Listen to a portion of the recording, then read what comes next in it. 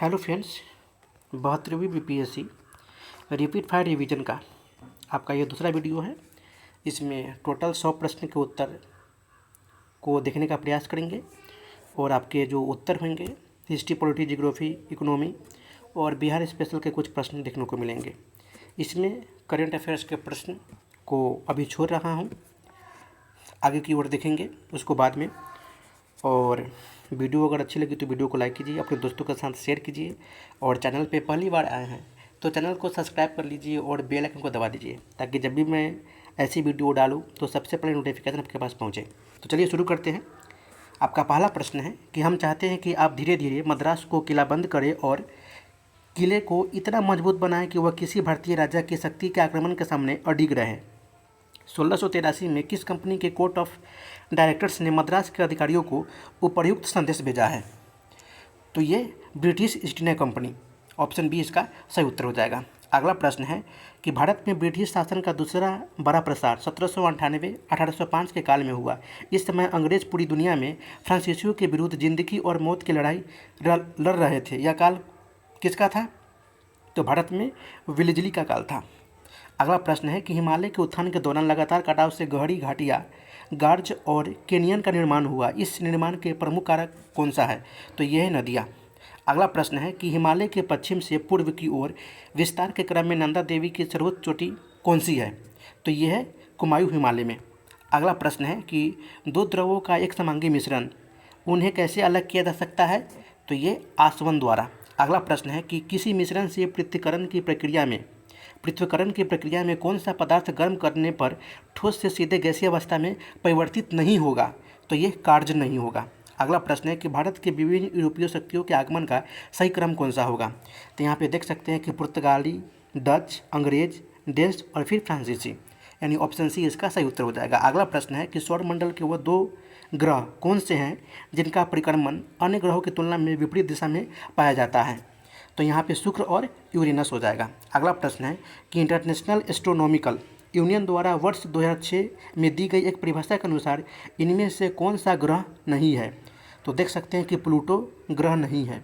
अगला प्रश्न है कि भारत में ब्रिटिश व्यापार के विस्तार के संबंध में निम्नलिखित कथनों पर विचार करें।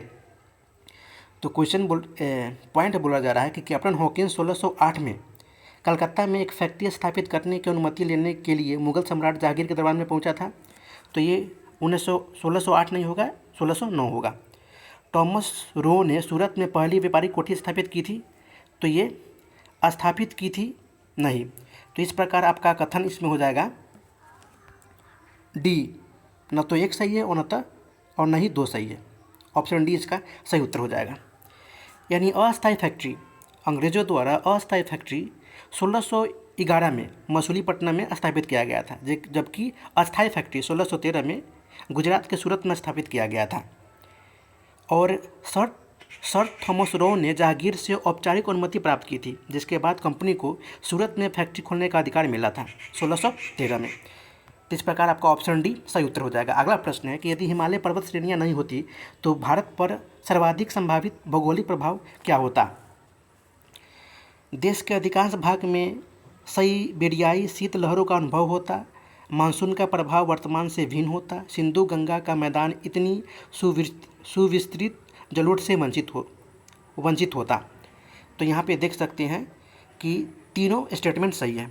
ऑप्शन डी इसका सही उत्तर हो जाएगा। अगला प्रश्न है कि हिमालय प्राय डैश की आकृति में है, तिब्बत के पठार की ओर इसका ढाल धीमा है, अतः हिमालय के उत्तर में हिमनदों का जमाव अधिक मिलता है, जबकि पश्चिम की ओर इसकी ऊंची ऊंची श्रृंखलाएं हैं। तो ये धनुष की आकृति की। अगला प्रश्न है कि हिमाचल श्रेणी में अल्पाइन चारागाह पाए जाते हैं, जिन्हें कश्मीर घाटी और उत्तराखंड में क्रमशः क्या कहा जाता है? तो ये मर्ग और बुग्याल कहा जाता है। अगला प्रश्न है कि लेह से 350 किलोमीटर की दूरी पर स्थित दुनिया का सबसे ऊँचा मोटरेबल दर्रा कौन सा है? तो ये है उमलिंगला दर्रा। ऑप्शन ए इसका सही उत्तर हो जाएगा। अगला प्रश्न है कि निम्नलिखित में से कौन सा पदार्थ का एक मिश्रण नहीं है? तो आशुद्ध जल नहीं है। अगला प्रश्न है कि किसी द्रव में अविलय अति सूक्ष्म कणों को द्रव से अलग करने के लिए निम्नलिखित में से किसका प्रयोग किया जाता है? तो यहाँ पे आसवन का प्रयोग किया जाता है। अगला प्रश्न है कि निम्नलिखित में से कौन सी पद्धति दूध से मक्खन, क्रीम निकालने में सहायक होता है?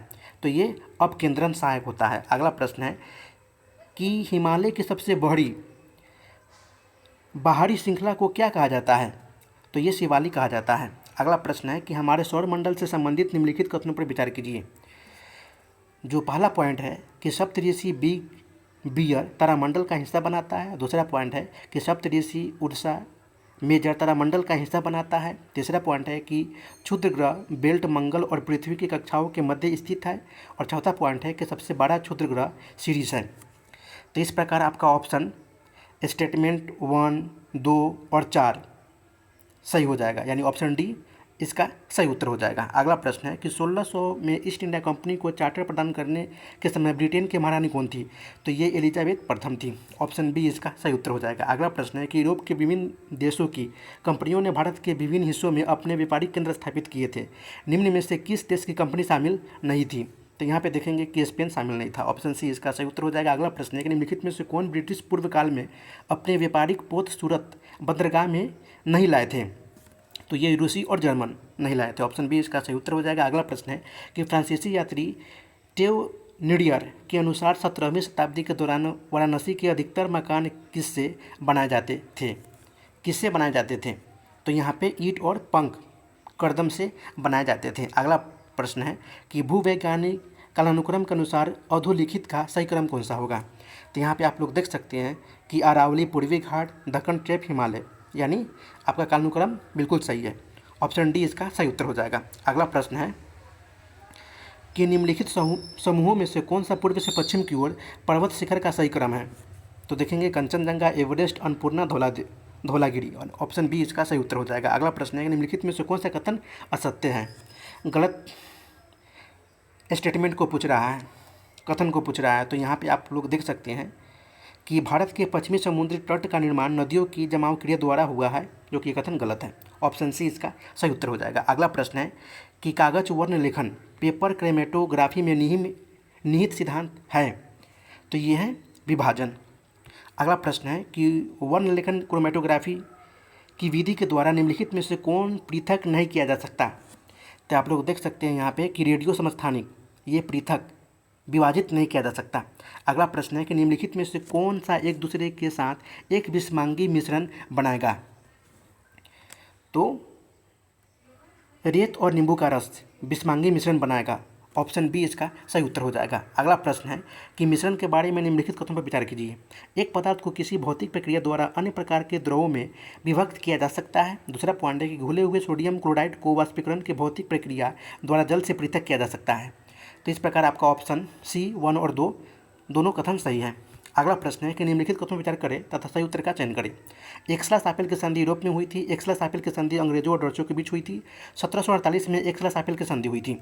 तो इस प्रकार आपका ऑप्शन एक्सला-शापेल की संधि यूरोप में हुई थी, ये भी सही है। और 1748 में एक्सला-शापेल की संधि हुई थी, यानी ऑप्शन ए इसका सही उत्तर हो जाएगा। स्टेटमेंट 2 कथन गलत है। अगला प्रश्न है कि फ्रांसीसियों द्वारा जीते गए प्रदेश और वर्ष में कौन सही सुमेलित है? मॉरिशस 1725 में हुआ था इसका, मालाबार 1721 में और कारिकल 1739 में। तो इस प्रकार आप देखेंगे तो कारिकल 1739 में इसका स्थापना हुआ था, जो फ्रांसीसियों द्वारा जीते गए प्रदेश हैं। ऑप्शन सी इसका सही उत्तर हो जाएगा। केवल 3। अगला प्रश्न है कि जीएसटी अपीलीय न्यायाधिकरण के पहले अध्यक्ष संजय कुमार मिश्र को अपने पद के लिए गोपनीयता की शपथ किसने दिलाई थी? तो ये श्रीमती निर्मला सीतारमण ने दिलाई थी, जो कि वित्त मंत्री हैं। अगला प्रश्न है कि हिमालय की ढाल भारत की ओर किस प्रकार है? तो ये उत्तल की ओर, उत्तल प्रकार की है। ऑप्शन ए इसका सही उत्तर हो जाएगा। अगला प्रश्न है कि शिमला और गंगटोक को जोड़ने वाली भारत तिब्बत मार्ग किस दर्रे से होकर गुजरती है? तो ये सिपकिला दर्रे से होकर गुजरती है। अगला प्रश्न है कि वाष्पशील द्रव को पृथक करने के लिए किस विधि का उपयोग किया जाता है? तो विधि है प्रभाजी आसवन विधि। अगला प्रश्न है, मिलान करना है, तो देख सकते हैं कि यहाँ पे अरविंद पनगठिया जो कि 16वें वित्त आयोग के अध्यक्ष हैं, माधुपुरी बुच आपका ये सेबी के अध्यक्ष हैं, जय वर्मा सिन्हा आपका ये रेलवे बोर्ड के अध्यक्ष हैं, वही प्रदीप कुमार मोहंती आपका ये लोकपाल के अध्यक्ष हैं। तो इस प्रकार आपका ऑप्शन बी सही उत्तर हो जाएगा। अगला प्रश्न है कि सियाचिन हिमनद कहाँ स्थित है? तो ये नुब्रा घाटी के उत्तर में स्थित है। ऑप्शन डी इसका सही उत्तर हो जाएगा। अगला प्रश्न है कि अयोध्या ने निर्मित राम मंदिर के संदर्भ में निम्नलिखित युग्मों पर विचार करें। तो मुख्य वास्तुकार चंद्रकांत बी सोमपुरा, मुख्य मूर्तिकार अरुण योगीराज जो कि मैसूर की है। मंदिर निर्माण शैली द्रविड़ शैली में बनी हुई है। तो इस प्रकार आप देखेंगे तो मुख्य वास्तुकार चंद्रकांत बी सोमपुरा है और मंदिर निर्माण शैली द्रविड़ शैली में बनी गई है, यानी ऑप्शन बी 1 और 2 सही उत्तर हो जाएगा। ऑप्शन बी इसका सही उत्तर हो जाएगा। अगला प्रश्न है कि केंद्रीय, यहाँ पे आप लोग देख सकते हैं कि आपका प्रश्न तो बजट से है, जो कि करंट अफेयर्स का प्रश्न है, तो इसको मैं छोड़ रहा हूँ।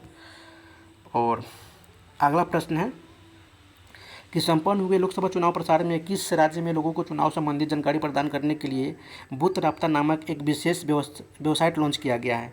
तो ये भी कथन पंजाब में किया गया था। ये भी कथन आपका करंट अफेयर्स से संबंधित है, तो इसको अपन छोड़ रहे हैं। अगला प्रश्न है कि आजादी असोमानी जिन्होंने अफ्रीकी संघ के वर्तमान अध्यक्ष के रूप में नई दिल्ली में G20 शिखर सम्मेलन में भाग लिया, जो G20 का सबसे नया सदस्य बन गया, वे अफ्रीकी संघ के किस देश के राष्ट्रपति हैं?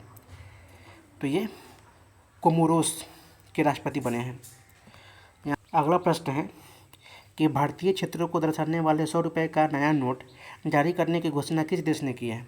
तो नेपाल ने किया है। अगला प्रश्न है कि उसने सहायक संधि करने से इनकार कर दिया था तथा ब्रिटिश विरोधी गठजोड़ बनाने के लिए अफगानिस्तान, अरब और तुर्की अपने दूत भेजे। 1799 में फ्रांसीसो सहायता पहुंचने से पहले ही वह हरा दिया गया और मृत्यु को प्राप्त हुआ। उपरोक्त विवरण किस शासक से संबंधित है? तो ये टीपू सुल्तान से संबंधित है। ऑप्शन सी इसका सही उत्तर हो जाएगा। अगला प्रश्न है कि 1790 में मराठा साम्राज्य जिन 5 बड़े सरदारों का संघ था उनमें शामिल थे, तो उनमें पेशवा, सिंधिया, होलकर, गायकवाड़ और भोसले ये शामिल थे।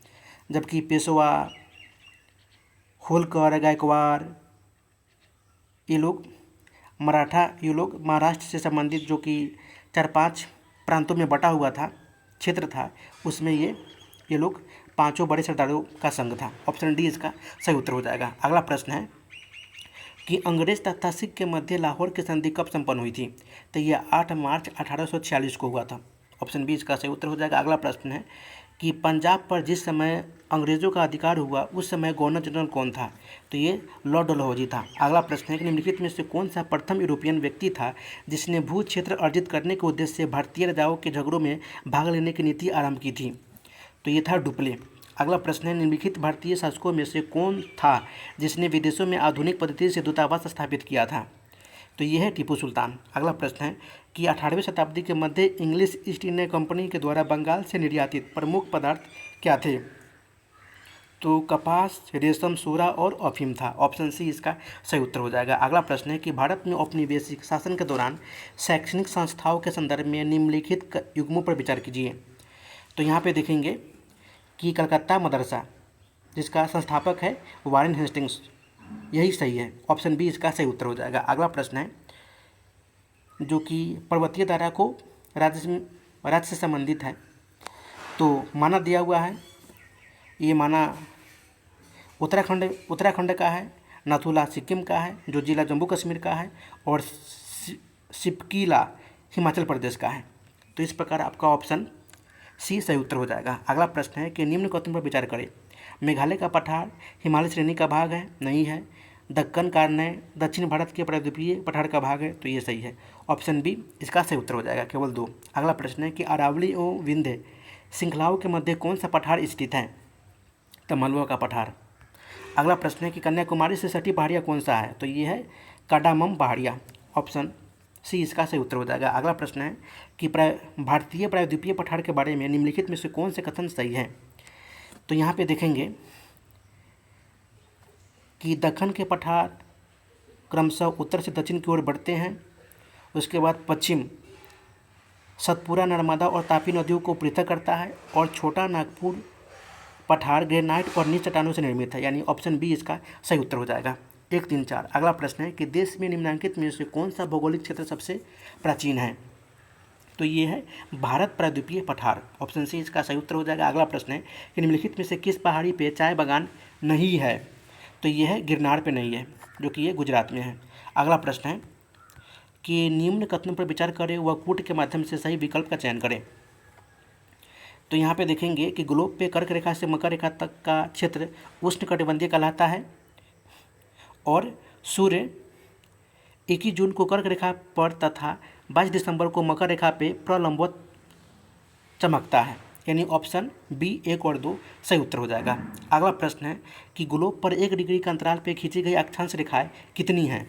तो ये 179 है, 179। ऑप्शन ए इसका सही उत्तर हो जाएगा। अगला प्रश्न है कि किसी तत्व का परमाणु संख्या 17 और द्रव्यमान संख्या 36 है, उनके न्यूक्लियस नाभिक में न्यूट्रॉनों की संख्या क्या होगी?